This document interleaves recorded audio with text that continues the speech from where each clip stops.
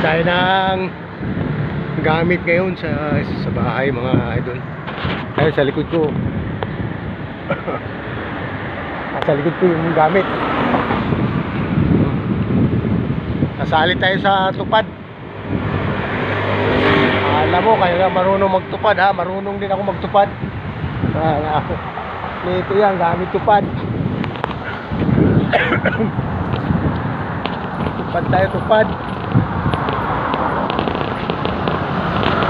Ayan ang tupad. Tupad, tupad, tupad.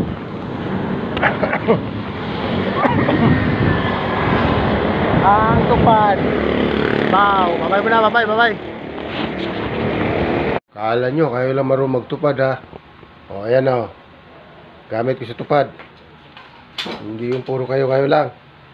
Magtutupad ako. Tutuparin ko yung paglilinis ng bahay ng kapatid ko. Maglilinis ako mga idol.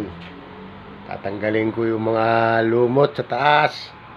Yan, bumili na tayo ng kasangkapan, panggamit. Para hindi tayo mahirapan. May tangkay na para hindi tayo yuko.